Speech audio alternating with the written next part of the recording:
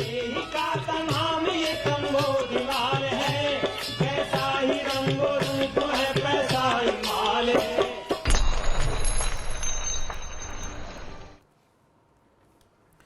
नमस्कार, मैं हूं शुभम शंकरधर। आप देख रहे हैं मनी 9। समय हो गया है मनी सेंट्रल का। खबरों के विश्लेषण के लिए मेरे साथ स्टूडियो में मनी 9 के एडिटर अंशुमान तिवारी जी जुड़ गए हैं। सर, बहुत स्वागत है आपका। और अंशुमान जी से खबरों पर चर्चा शुरू करें उससे पहले आपको बता देते हैं आज कौन सी बड़ी खबरें हैं जो इस शो का हिस्सा हैं, जिनका विश्लेषण होगा। शुरुआत होगी आपके मोबाइल बिल से। क्या और महंगा होने वाला है मोबाइल पर बात करना? क्यों टूट रहे हैं एलआईसी के शेयर? ऑल टाइम लो के आसपास शेयर ट्रेड कर रहा है, क्या कारण है इसका, ये जानेंगे। अब तो वाहन बीमा कराना पड़ेगा। क्या नई मुहिम सरकार छेड़ने जा रही है, क्यों कराना पड़ेगा, इसको समझेंगे। मौसम को लेकर गहरा रही है चिंता। हर बदलते दिन मौसम को लेकर चिंता गहरा रही है। अल नीनो सर पर खड़ा दिख रहा है और क्या इसके मायने हैं, क्या इसका असर होगा, ये आज चर्चा करेंगे। क्यों घट रही हैं सरकारी नौकरियां? सरकारी नौकरियों के संबंध में एक आंकड़ा आज पता चला जो ये दिखाता है कि सरकारी नौकरियां लगातार कम हो रही हैं। सरकार जो भी दावे करे, लेकिन हाँ, लोगों को सरकारी नौकरियां कम मिल रही हैं, इसकी पड़ताल करेंगे। और चलते चलते दिन की सबसे बड़ी खबर एक बार फिर अदानी समूह होगा। अदानी समूह को लेकर क्यों बेचैन है बैंक? ऐसा बैंक क्या कुछ कर रहे हैं जिससे उनकी बेचैनी जाहिर हो रही है? कल आरबीआई ने कहा बैंकों से कि आप अपने लोन का पर निगरानी रखिए, हर हफ्ते रिपोर्ट दीजिए। और आज ही बैंकों के से खबर निकलने लगी कि उन्होंने रिव्यू किया तो क्या कुछ पाया। शुरुआत मोबाइल टैरिफ की खबर के साथ। इस साल मोबाइल की दरें और महंगी होने की आशंका बढ़ गई है। हो सकता है आप जो इंटरनेट यूज कर रहे हैं उसके लिए आपको ज्यादा टैरिफ चुकाना पड़े। अभी हाल में ही बहुत तेजी से ब्याज दर जो टैरिफ के रेट थे वो बढ़े थे और आगे अनुमान ये लग रहा है कि आने वाले दिनों में भी टैरिफ और महंगा हो सकता है। क्यों हो सकता है? क्योंकि टेलीकॉम कंपनी एयरटेल के चेयरमैन सुनील भारती मित्तल ने कहा है कि टेलीकॉम कारोबार में निवेश पर रिटर्न बहुत कम है। ऐसे में 2023 के मध्य तक टेलीकॉम दरों में एक बार फिर से बढ़ोतरी हो सकती है। ये बात उन्होंने मोबाइल वर्ल्ड कांग्रेस में कही है। सर, क्यों दरें और बढ़ाने की बात कर रहे हैं? ये आज की सबसे महत्वपूर्ण खबर भी है। उसकी वजह यह है कि हम लगातार पिछले एक साल से भारत में मोबाइल दरों में बढ़ोतरी देख रहे हैं। बेसिक एंट्री लेवल का प्लान जो 75-80 रुपये का था वो 150 रुपये के आसपास का एंट्री लेवल प्लान आ चुका है। अब टेलीकॉम कंपनियां अपनी तरफ से लगातार इस बात का इशारा करती रही हैं और इशारा नहीं करती रही बल्कि उसे लागू भी करती रही हैं कि मोबाइल दरों में बढ़ोतरी होगी। अब जो नई घोषणा सुनील भारती मित्तल की तरफ से आई है वो ये बताती है कि टेलीकॉम कंपनियों के पास अभी भी उनके कैपिटल पर रिटर्न नहीं है। और उन्होंने स्पष्ट रूप से कहा भारती ग्रुप के चेयरमैन ने कि कंपनी के पास मुनाफे तो है पर कैपिटल पर रिटर्न नहीं है। और रिटर्न इसलिए नहीं है क्योंकि राजस्व में उतनी बढ़ोतरी नहीं हो रही है। 200 रुपये के आसपास का औसत एवरेज पर रेवेन्यू कंपनी को चाहिए, तब वो अपने संचालनों को मुनाफे में चला सकती है। एक तरफ, दूसरी तरफ आप देखें कि पिछले 2-3 महीने के दौरान कंपनियों पर इस बात के लिए दबाव बढ़ा है कि वो अपने नेटवर्क को और सघन करें, अपनी सर्विसेज बेहतर करें, ज़्यादा टावर लगाएं, ब्रॉडबैंड पे 2 MBPS की स्पीड कम से कम दें। इन सारी ज़रूरतों के मद्देनज़र टेलीकॉम कंपनियां एक बार फिर अपनी दरों में बढ़ोतरी कर सकती हैं। और भारती के चेयरमैन ने स्पष्ट रूप से ये बात कही है। भारतीय बाजार में केवल 2 ही कंपनियां हैं प्रमुख तौर पर, जियो और एयरटेल। जियो के नतीजे जब आए थे तो हमने इस पर चर्चा भी की थी कि जियो को भी के नतीजे भी बताते हैं कि जियो को अपना आरपू बढ़ाने के लिए अपने टैरिफ में बढ़ोतरी करनी पड़ेगी। सर, टैरिफ में बढ़ोतरी की बात जहाँ भी होती है वहाँ इंटरनेट से जुड़ी बात होती है। 2G सेवाओं को लेकर भी सुनील भारती मित्तल ने एक बयान दिया। क्या कंपनियां 2G सेवाओं देती रहेंगी या इनको बंद करेंगी? हाँ, मोबाइल कांग्रेस में ये विषय भी चर्चा के लिए आया और ये महत्वपूर्ण विषय था कि भारत में अब कंपनियां, जब हम 5वीं पीढ़ी की मोबाइल सेवाओं पर आ गए जिसको कि हम 5G कहते हैं, तो क्या जो 2G सेवाएं हैं उन्हें चलाए रखना चाहेंगी? क्योंकि जो भारत में करीब करीब 300 मिलियन लोग ऐसे हैं जो अभी 2G सेवाओं का इस्तेमाल कर रहे हैं। यानी पहले जनरेशन की, जो सबसे पहली जनरेशन की जो मोबाइल सर्विस थी, जो आमतौर पर वो लोग इस्तेमाल करते हैं जिनके पास फीचर फ़ोन होते हैं या जो अपने स्मार्टफोन में इंटरनेट का ज़्यादा इस्तेमाल नहीं करते, 2G सेवाओं का इस्तेमाल करते हैं। कंपनियां इसको लेकर काफ़ी दुविधा में हैं क्योंकि 2G का इस्तेमाल करने वाले लोगों का जो एवरेज रेवेन्यू पर यूज़र है उनसे मिलने वाला रेवेन्यू कम है क्योंकि वो डेटा इस्तेमाल नहीं करते। डेटा का इस्तेमाल नहीं है तो वहाँ पर बहुत सीमित इस्तेमाल है, इसलिए उनको बहुत ज़्यादा रेवेन्यू नहीं मिलता। पर नेटवर्क को बनाए रखने के लिए कंपनियों को काफ़ी लागत लगानी पड़ती है, क्योंकि उनके नेटवर्क अब 3 अलग अलग पीढ़ियों की सर्विसेज को एक साथ चला रहे हैं। जैसे कि आप किसी शहर की सड़क को देख लें, जहाँ रिक्शा और मर्सिडीज एक साथ चलते रहते हैं, आपको दिखाई देता है भारत की सड़कों के ऊपर। लगभग उसी तरीके की स्थिति भारत के टेलीकॉम नेटवर्क की भी है। सुनील भारती मित्तल का कहना यह था कि 3 करोड़ के आसपास सब्सक्राइबर हैं, 2G सर्विसेज को बंद करना भी बिल्कुल संभव नहीं है।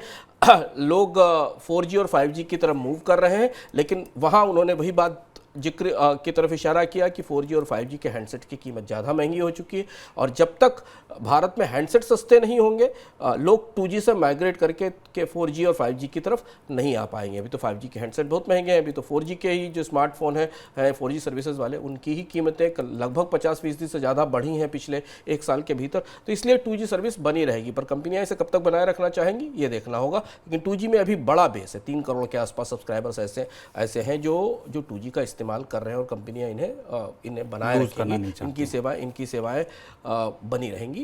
ऐसा देश की सबसे बड़ी टेलीकॉम कंपनी की तरफ से कहा गया। सुनील मित्तल ने एक और बात कही है, अगली खबर पर चलने से पहले यह भी चर्चा में आया कि भारत में का जो दूरसंचार बाजार है उसमें अब प्रतिस्पर्धा लगभग खत्म हो रही है, एक किस्म की डुओपोली है।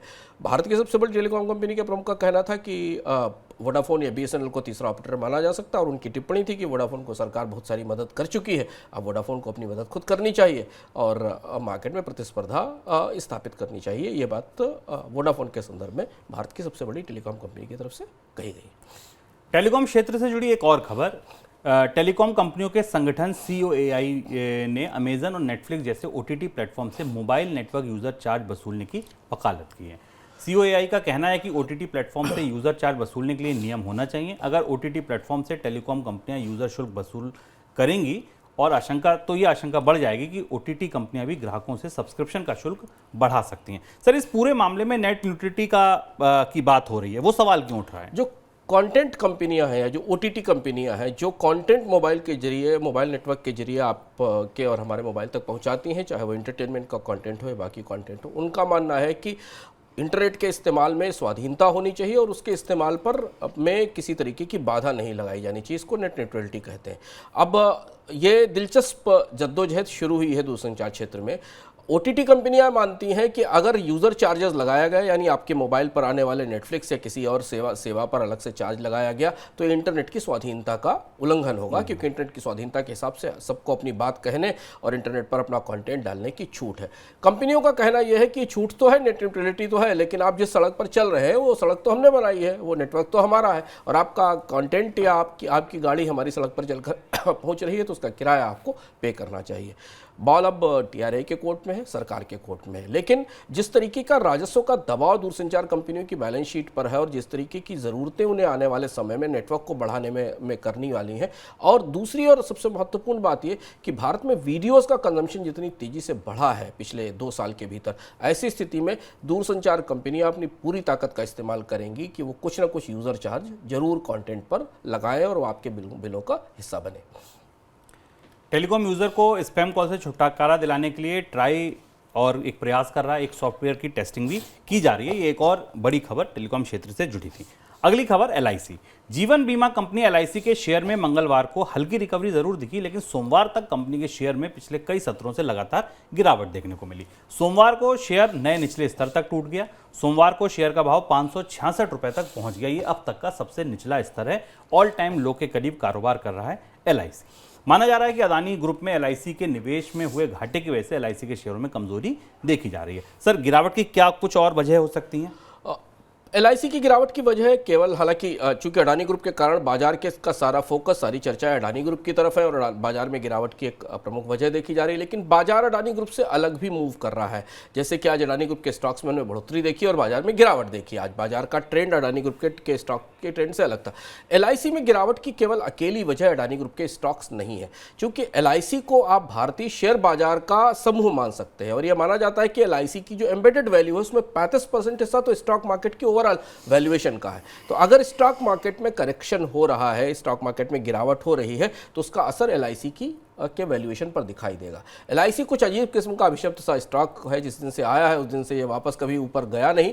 और चूंकि भारतीय शेयर बाजार में बढ़ोतरी के दौरान LIC का व्यवहार ऐसा नहीं रहा था। जब बाजार तेजी से बढ़ रहा था तब भी LIC ने कोई अच्छा परफॉर्मेंस नहीं किया था। इसलिए ये बात हमेशा बहस में आती है कि अगर शेयर बाजार का प्रतिनिधित्व करता है LIC तो बढ़ोतरी के समय स्टॉक मार्केट में LIC के स्टॉक को बढ़ना चाहिए।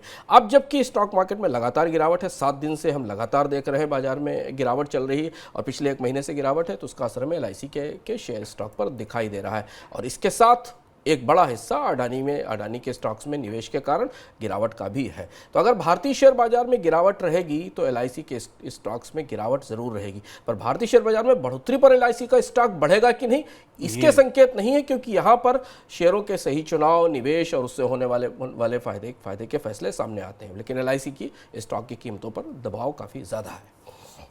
स्टील उत्पादन की लागत बढ़ने से स्टील कंपनियां जल्द ही स्टील की कीमतों में बढ़ोतरी कर सकती हैं। इसी महीने स्टील कंपनियों ने कीमतों में 500 रुपये प्रति टन की बढ़ोतरी की है और आने वाले महीनों में ये भाव 1000 रुपये तक और बढ़ाए जा सकते हैं। कीमतों का जो बढ़ा हुआ बोझ है ग्राहकों पर डाला जाएगा। सर, क्यों बढ़ रही हैं ये कीमतें? कच्चे माल की बढ़ोतरी और कीमतों में बढ़ोतरी के कारण हम लोग लगातार अपनी मनी सेंटर की चर्चाओं में शुभ बताते रहे कि कच्चे माल की कीमतों में बढ़ोतरी को पास ऑन करने का या उपभोक्ताओं तक पहुंचाने का कोई मौका नहीं छोड़ेंगी कंपनियां। NMDC जो भारत की सरकारी कंपनी है जो आयरन और निकालती है, उसने आयरन और फाइंस की कीमत जो है वो करीब 64% बढ़ाई है फरवरी में। हमें 3910 रुपये प्रति टन कर दी है, जो कि जनवरी में 3410 रुपये प्रति टन थी, और इसका असर हमें स्टील की कीमतों पर दिखाई दे रहा है। इसके साथ कोकिंग कोल की कीमत भी बढ़ी है जो स्टील बनाने के लिए एक प्रमुख ईंधन है। इन दोनों चीज़ों के कारण स्टील की कीमतों में बढ़ोतरी का एक दौर आ रहा है और ये दौर धीरे से आपको 1 महीने के भीतर, 2 महीने के भीतर बहुत सारे उत्पादों की कीमतों में दिखाई देगा और महंगाई के सूचकांकों में इसका असर दिखाई देगा। सड़कों पर बिना इंश्योरेंस के चल रही गाड़ियों के बीमा को बढ़ावा देने के लिए सरकार बड़ा कदम उठा सकती है। बिना इंश्योरेंस वाली गाड़ियों की पहचान कर ऑन द स्पॉट इंश्योरेंस किया जाएगा। यानी कि पहले इंश्योरेंस नहीं होता था तो चालान कटता था, अब चालान की जगह आपको हाथ के हाथ इंश्योरेंस दिया जाएगा और इसके लिए गाड़ी के फास्टैग में जमा पैसों का इस्तेमाल प्रीमियम के लिए किया जाएगा। गाड़ियों के इंश्योरेंस को बढ़ावा देने के लिए सरकार इस तरह का कदम उठाने का विचार कर रही है। माना जा रहा है देश में जितनी गाड़ियां चल रही हैं उनमें 40 से 50% वाहनों का इंश्योरेंस है ही नहीं। सर, कौन सी गाड़ियों पर सरकार का फोकस होगा? पैसेंजर कार्स को लेकर उतना मुद्दा इंश्योरेंस का नहीं है, क्योंकि पैसेंजर गाड़ियों का इंश्योरेंस होता है तब उनको रजिस्ट्रेशन मिलता है। ज़्यादा कमर्शियल व्हीकल्स के साथ स्थिति, जो 50% व्हीकल आपको बगैर इंश्योरेंस के दिखाई देते हैं वो ज़्यादातर कमर्शियल या ट्रांसपोर्ट व्हीकल्स है जिनका इंश्योरेंस टाइम से रिन्यू नहीं होता। अब इसमें फास्टैग वाला मुद्दा थोड़ा क्रियान्वयन की दृष्टि से मजबूरी है। इससे शहरों के भीतर चलने वाले तमाम ट्रांसपोर्ट व्हीकल के इंश्योरेंस को चेक करने की या रिन्यू कराने की कोई व्यवस्था नहीं दिखती। जो वाहन फास्टैग की व्यवस्था से पार हो रहे होंगे, यानी जो वाहन किसी राजमार्ग पर, हाईवे पर, एक्सप्रेसवे पर फास्टैग का इस्तेमाल कर रहे होंगे उन्हीं को इंश्योरेंस के दायरे में लाकर उनसे ही वसूली की जा पाएगी। मौसम का आकलन करने वाली निजी संस्था स्काईमेट वेदर ने आशंका जताई है कि इस बार गर्मियों के मौसम में तापमान और बढ़ सकता है, रिकॉर्ड टूट सकते हैं। अधिकतम तापमान सामान्य के मुकाबले 3 से 5 डिग्री ज़्यादा रह सकता है। तापमान सामान्य के मुकाबले ज़्यादा बढ़ा तो रबी और बाद में खरीफ फसलों पर इसका असर पड़ेगा। पहले ही गेहूं के जो प्रमुख उत्पादक राज्य हैं उनमें तापमान बढ़ने से फसल के प्रभावित होने की आशंका है और ऐसी स्थिति आगे खरीफ सीजन के दौरान भी रह सकती है, तो धान और अन्य खरीफ फसलों पर इसका असर पड़ेगा। सर, ये कितनी बड़ी चुनौती बनता जा रहा है? ज़्यादा बड़ी चुनौती है, क्योंकि जनवरी के शुरुआत से हम लगातार इस तरीके की संभावनाएं देख रहे हैं और धीरे धीरे वो संभावनाएं आंकड़ों के साथ, आकलनों के साथ स्पष्ट होती जा रही हैं। केवल स्काईमेट ही नहीं, जो प्राइवेट एजेंसी है, IMD ने भी, भारत मौसम विभाग ने भी कहा है कि इस साल की गर्मियाँ बड़ी होने वाली हैं और लगातार ये दूसरा साल ऐसा होगा जब हम हीट वेव की कंडीशन या भारत में गर्म हवाओं या लू की बड़ी की समस्या देखेंगे। इस साल जो दुविधा है वो ये है कि मौसम की गर्मी पहले से शुरू हो गई। अब बाजार में जब हम गेहूं की फसल आएगी तब पता चलेगा कि उस पर कितना असर पड़ा। दूसरी चीज़ है कि मौसम विभाग और सरकार और अर्थशास्त्रियों के लिए एल नीनो का खतरा सबसे बड़ा खतरा है इस साल, क्योंकि एल नीनो दिख रहा है, प्रशांत महासागर के तापमान में बढ़ोतरी दिखाई दे रही है। इस बढ़ोतरी से अगर भारत का दक्षिण पश्चिम मानसून कमज़ोर होता है, डिले होता है, क्योंकि वैसे भी मानसून भारत में काफ़ी इरेटिक रहा है, पिछले 2-3 साल से हम देख रहे हैं लगातार। ऐसी स्थिति में अगर पिछले साल जैसी ही स्थिति बनती है, उससे ज़्यादा खराब स्थिति बनती है, तो फिर महंगाई और कृषि की उपज पर असर पड़ने की संभावना है। लेकिन तापमान बढ़ेगा और ऊंचा रहेगा, इस बात को लेकर भारत में प्राइवेट और सरकारी दोनों फोरकास्टर, दोनों मौसम एजेंसियां लगभग एकमत दिखाई दे रही हैं। सरकार दावे करे कि नौकरियां मिल रही हैं, लेकिन 2022 के दौरान देश में कम लोगों को ही सरकारी नौकरियां मिली हैं। नई पेंशन योजना के जो नए सब्सक्राइबर के आंकड़े जुड़ते हैं, उनको अगर आप गौर से पढ़ें, खंगालें, तो इसकी पुष्टि होती है। सरकारी कर्मचारियों के लिए एनपीएस बाध्य कर दी गई है। ऐसे में एनपीएस के खातों में अगर सरकारी नौकरियों की नियुक्ति की जानकारी मिलती है तो इसको आधार माना जा सकता है, क्योंकि अगर ज़्यादा नौकरियां मिलेंगी तो ज़्यादा खाते खुलेंगे। सर, क्या बता रहे हैं आंकड़े और इसकी वजह क्या है कि नौकरी में नहीं मिल पा रही है? आंकड़े बता रहे एनपीएस का से नौकरियों का की सरकारी नौकरियों की परिस्थिति नापी जा सकती है। उसकी वजह है कि एनपीएस अब हर नए कर्मचारी के लिए जो सरकार में नौकरी के लिए आता है उसके लिए अनिवार्य है और उसको एनपीएस में इनरोल कराना होता है। आंकड़े बता रहे हैं कि 2022 में पब्लिक सेक्टर इंटरप्राइजेज में एनपीएस चूंकि अनिवार्य है, तो इस दायरे में आने वाले सरकारी कर्मचारियों की या उनके रोजगार की संख्या में लगभग 9% की 8.8% की गिरावट आई।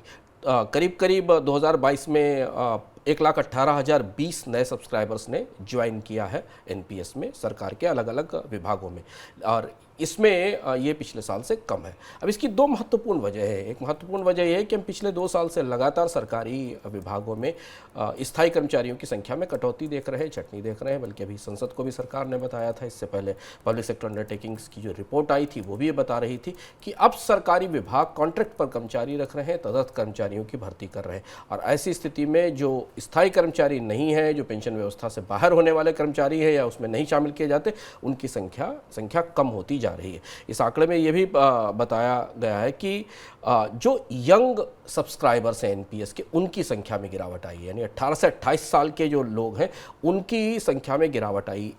इस आयु वर्ग में यानी रोजगार कम हुआ है सरकारी में, जहां पर सबसे ज़्यादा रोजगार की ज़रूरत थी इस खास वर्ग में। यानी कि इस हिस्से में जहां नई भर्तियां होनी थी उनमें कमी दिखाई दे रही है। यह आंकड़ा सरकार के इस दावे के लगभग विपरीत है कि पिछले सालों में सरकारी नौकरियों में बढ़ोतरी हुई है, ज़्यादा लोगों को सरकार ने रोजगार दिया है।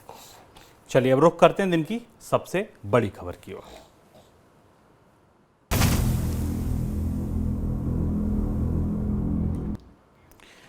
आज अदानी समूह से जुड़ी फिर से 3-4 बड़ी खबरें आईं और कल का दिन जो होगा वो अदानी समूह के शेयरों के लिए सबसे बड़ा दिन साबित हो सकता है। वो इसलिए कि कल है 1 मार्च। कल MSCI इंडेक्स पर फैसला होना है। वेटेज घटेगा, नहीं घटेगा, रहेगा, क्या होगा ये कल पता चलेगा। लेकिन आज उससे ठीक एक दिन पहले अदानी ग्रुप के शेयरों में एकाएक तेजी देखने को मिली। आज अदानी ग्रुप के शेयरों की अगर आप बात करें तो कई दिनों बाद ऐसा दिखा कि जब कुछ शेयरों में अपर सर्किट लगा। आज अपर सर्किट लगा था अदानी ग्रीन के शेयर में, अदानी पोर्ट्स के शेयर में, अदानी पावर के शेयर में, अदानी विलमेर के शेयर में और एनडीटीवी के शेयर में। यानी कि ग्रुप से जुड़ी 5 ऐसी कंपनियां थीं जो अपर सर्किट पे थीं। 2 में लोअर सर्किट था, अदानी टोटल और अदानी ट्रांसमिशन। हाँ, फ्लैगशिप कंपनी आज सबसे ज्यादा चर्चा में रही, केंद्र में रही तेजी के। आज फ्लैगशिप कंपनी अदानी एंटरप्राइजेस 14% से ज्यादा चढ़ गई। एक समय में दिन में लो जो छुआ वो 1100 के आसपास का छुआ, लेकिन उसके बाद 1400 तक का भाव देखा और बंद भाव भी 1368 रुपए का था। यानी कि 1100 से 1368 बड़ा मूवमेंट था। ट्रेडिंग करने वालों के लिए बड़ा दिन हो सकता है जब स्टॉक में इतनी वॉलेटिलिटी होती है। 300-400 पॉइंट का मूवमेंट दिखाता है, तो ये एक मौका हो सकता है। क्या वजह थी इस तेजी के पीछे? अंबुजा सीमेंट और एसीसी में भी आज तेजी देखने को मिली। अंबुजा सीमेंट करीब 4.25% चढ़ा और एसीसी का भाव भी 2.25% चढ़ के दिया। तो अगर आप शेयर बाजार के लिहाज से देखें तो शेयरों में आज तेजी दिखी। कंपनी से जुड़ी कई खबरें आई, 4-5 बड़ी खबरें आई। पहले मैं आपको खबर बताता हूं, उसके बाद उनका विश्लेषण करेंगे।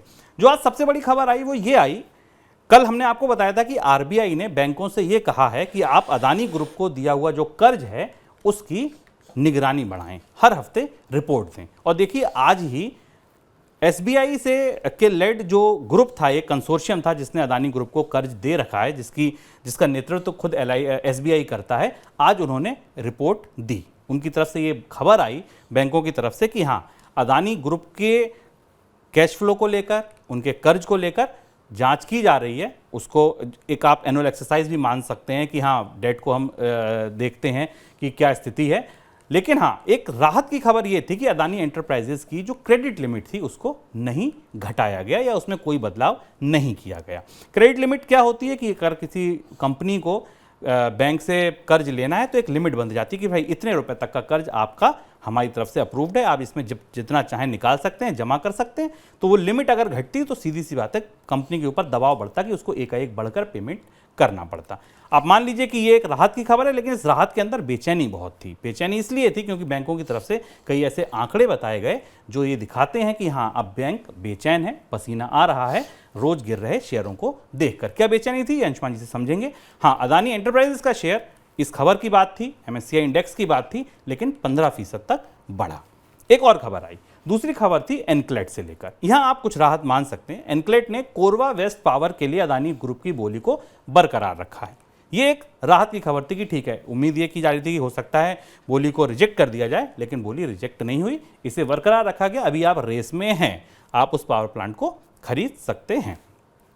तीसरी खबर थी विदेशी निवेशकों की तरफ से। JP मॉर्गन एसेट मैनेजमेंट ने ESG पोर्टफोलियो में अदानी ग्रुप के एक्सपोजर को घटाना शुरू कर दिया है। लीजिए, एक बड़ा निवेशक, बड़ी पोटली वाले जो निवेशक होते हैं, विदेशी निवेशक, उन्होंने एक्सपोजर घटाना शुरू किया। एक ये खबर थी, और दूसरी खबर थी नॉर्वे के सरकारी पेंशन फंड से।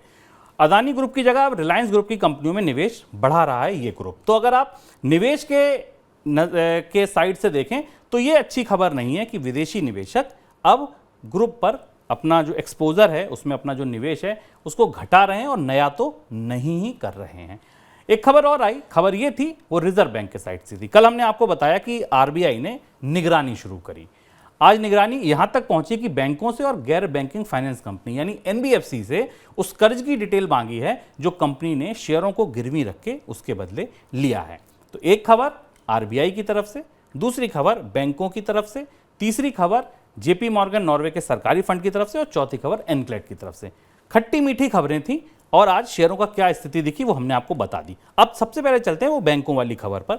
सर, बैंकों में आपको लग रहा है कि जो पूरा स्टेटमेंट आया है बैंकों की तरफ से, बैंक बेचैन है, कहीं ना कहीं कुछ असहज हैं? बैंकों के साथ हम पहले स्टॉक की खबर लेते हैं, क्योंकि आज अडानी के स्टॉक में बड़ा मूवमेंट दिखाई दिया काफ़ी समय के बाद, और काफ़ी तेज मूवमेंट था।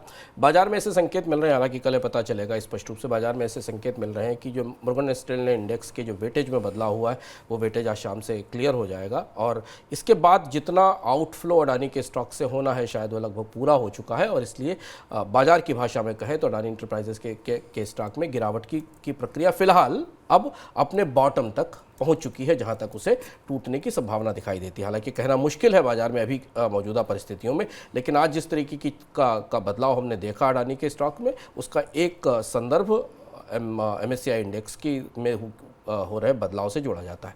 बैंकों के रिव्यू में, चूंकि RBI ने बैंकों से अब हफ्ते के आधार पर रिपोर्ट मांगनी शुरू की, तो जो बैंकों ने रिव्यू किया उसमें जो अडानी समूह के लिए राहत की खबर थी वो निश्चित तौर पर ये थी कि जो SBI का कंसोर्टियम है, उस कंसोर्टियम ने अडानी समूह की क्रेडिट लिमिट में कोई बदलाव नहीं किया। यानी ये माना कि अडानी समूह की क्रेडिट लिमिट अभी बनी रहनी चाहिए, पर जो इसके अंदर डिटेल्स निकल कर आए वो थोड़े महत्वपूर्ण है, और ये जानना ज़रूरी है कि क्रेडिट रेटिंग एजेंसियां और बैंक अब अडानी समूह के कामकाज को बहुत करीब से परख रहे हैं। हमने पहले भी आपको बताया था कि सिर्फ बैंकों से ही नहीं, क्रेडिट रेटिंग एजेंसियों से भी रेगुलेटर्स ने ये पूछा है कि अडानी समूह के लोन के चुकाने की क्षमताओं पर जानकारी दी जाए। अडानी समूह की तरफ से के लोन, जो दो बड़े आंकड़े जो भीतर से उभर कर आ रहे हैं उसमें दिखाई दे रहा है कि अडानी समूह को इस साल करीब 14,000 करोड़ रुपए के आसपास की 2023 में 14,000 करोड़ रुपए के आसपास की देनदारी करनी है, और जो लिक्विडिटी है वो 26,000 करोड़ के आसपास की है। अब बैंकर से समझने की कोशिश कर रहे हैं कि कंपनी ने इस साल अगर कमर्शियल पेपर से नया लोन नहीं उठाया, जो शेयरों के अगेंस्ट लिया गया कर्ज है उसका भुगतान लगातार किया जा रहा है। जैसे आज पता चला कि अडानी समूह मार्च के अंत तक $790 मिलियन के कर्ज का भुगतान और करेगा जो शेयरों के अगेंस्ट लिया गया है, स्टॉक्स के अगेंस्ट। तो क्या अडानी समूह की कर्ज चुकाने की क्षमता पर कोई प्रभाव पड़ेगा कि नहीं, और ये रिव्यू लगातार जारी रहेगा। लेकिन भारत के प्रमुख बैंक्स ने फिलहाल अडानी समूह को लेकर अपने फैसलों में, अपने नज़रिए में कोई बदलाव नहीं किया है। ये घटनाक्रम लगातार चर्चा में रहेगा और इस पर लगातार नज़र रहेगी कि अडानी समूह के कैश फ्लोज, उसकी लिक्विडिटी, उसके रेवेन्यूज़ इतने हैं कि जितनी बड़ी देनदारियां आने वाले समय में आने वाली हैं उन्हें वो कैसे पूरा कर सके। एक और खबर, फिर अगले सवाल पर चलते। अडानी समूह ने हांगकांग में एक रोड शो किया था, जिसके बारे में हमने आपसे बात की थी, जिसमें उसने फिक्स्ड इनकम इन्वेस्टर्स को बताया था।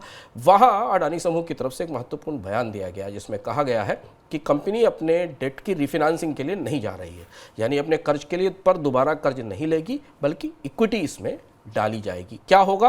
क्या कंपनी प्राइवेट इक्विटी प्लेसमेंट के लिए जाएगी? क्या इस बात का संकेत है ये बयान कि अडानी समूह को बाजार में नया कर्ज मिलने में दिक्कत हो रही है रिफाइनेंसिंग में, या उसे जो कर्ज मिल रहा है वो महंगी दरों पर है? महंगी दरों पर स्वाभाविक सी बात है, क्योंकि बाजार में इस समय पूरी दुनिया के हर बाजार में ब्याज दरें बढ़ी हुई हैं। तो इसलिए ये पूरा मसला, कर्ज का पूरा मसला अब नए नए रास्तों की तरफ जाने का इशारा कर रहा है। इस पर हमारी निगाह लगातार बनी हुई है। सर, अगला सवाल, वो जो विदेशी निवेशक हैं, चाहे वो जेपी मॉर्गन हुए, चाहे वो नॉर्वे का सरकारी पेंशन फंड हुआ, ये निवेशक अब दूरी क्यों बना रहे हैं?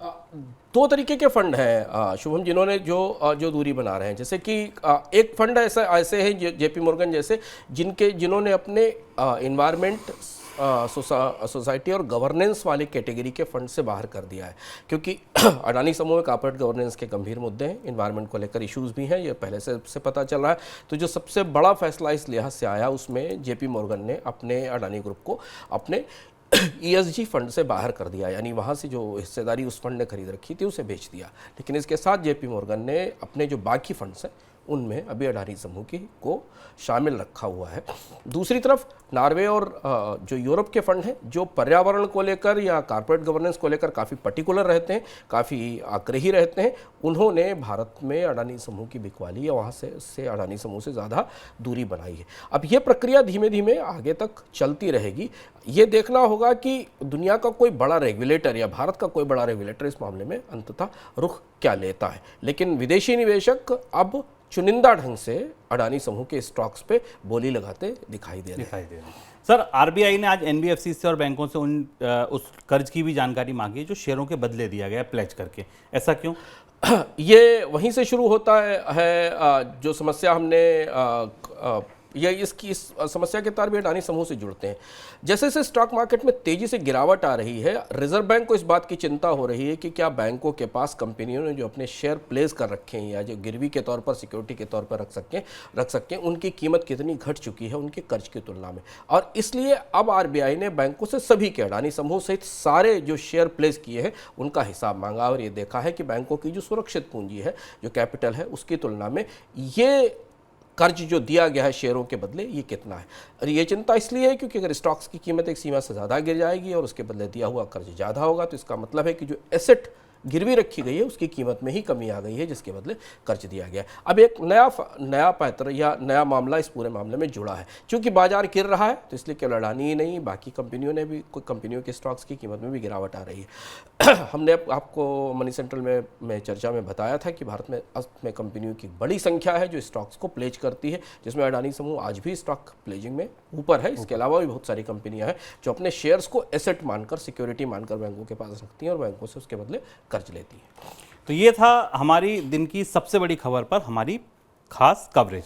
कल मनी सेंट्रल में दिन की सबसे बड़ी खबर होगी जीडीपी का नंबर। आज जब हम ये शो रिकॉर्ड कर रहे हैं तब तक जीडीपी के नंबर नहीं आए हैं, लेकिन कल विस्तार से अगर आपको जीडीपी के नंबरों की परतें जाननी है, समझना है कि उनके भीतर क्या छुपा है जो सीधा आपसे जुड़ा है और आपको जानना जरूरी है, तो कल मनी सेंट्रल की सबसे बड़ी खबर जो होगी वो होगा जीडीपी का नंबर अदानी समूह के साथ। अगर अदानी समूह से जुड़ी कुछ खबरें आएंगी तो वो भी हम आपके लिए लेकर आएंगे। अब आगे बढ़ते हैं और कुछ खबरें झटपट जान लेते हैं। एक और बड़ी खबर होगी कल शुभम, जीडीपी के नंबरों के साथ दिसंबर तिमाही के जीडीपी नंबर आ रहे हैं। एक और महत्वपूर्ण खबर यह है कि अब ये खबरें आना शुरू हो गई हैं कि भारत के प्रमुख कोयला संयंत्रों के पास, बिजली संयंत्रों के पास कोयले की कमी हो रही है और ये पिछले साल जैसी ही स्थिति बन रही है। कुछ जो पश्चिम के कोयला संयंत्र हैं उनमें कोयले की कमी हो रही। हमें भी जानने की कोशिश करेंगे कि इससे निपटने की तैयारियाँ कैसे चल रही हैं। कल तक शायद हमारे पास इसके आंकड़े होंगे, क्योंकि इस साल गर्मी की संभावना और ज़्यादा है और कोयले की शॉर्टेज पिछले साल जैसी ही बनती दिखाई दे रही है। तो यानी कि कल का मनी सेंट्रल भी आज जितना ही इंपॉर्टेंट है, जरूर देखिएगा। एक नहीं, दो नहीं, बल्कि तीन बड़ी खबरें कल हम लेकर आएंगे। अब चलते चलते जान लेते हैं कुछ झटपट खबरें।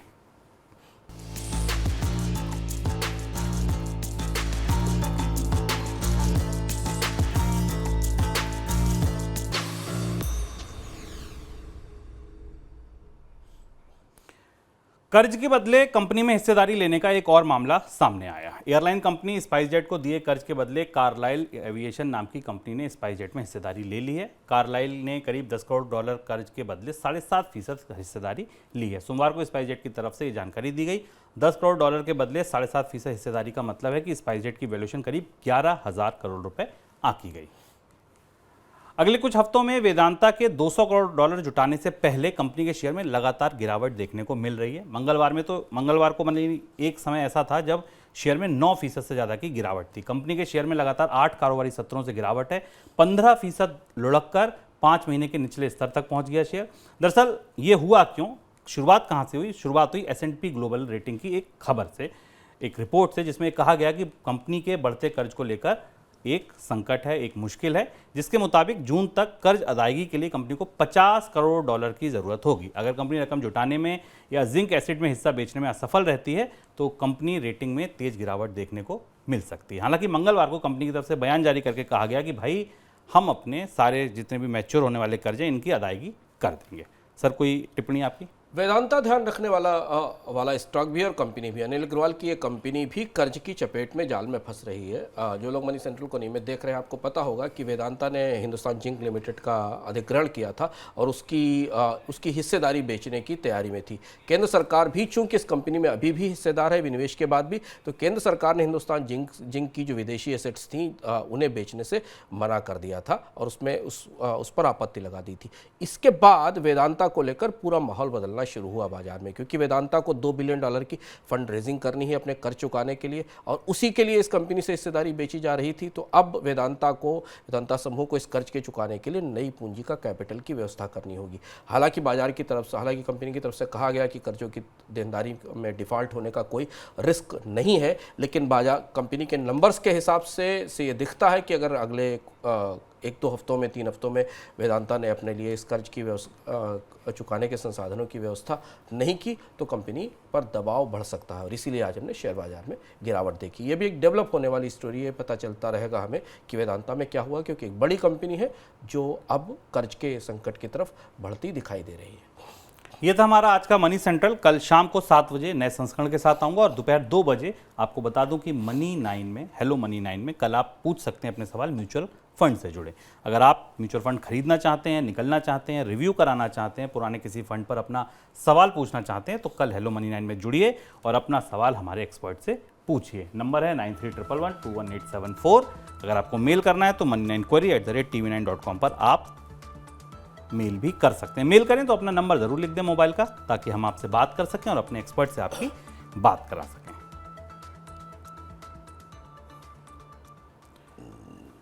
फिलहाल दीजिए इजाजत, कल आऊंगा फिर अंशुमान जी के साथ। नमस्कार।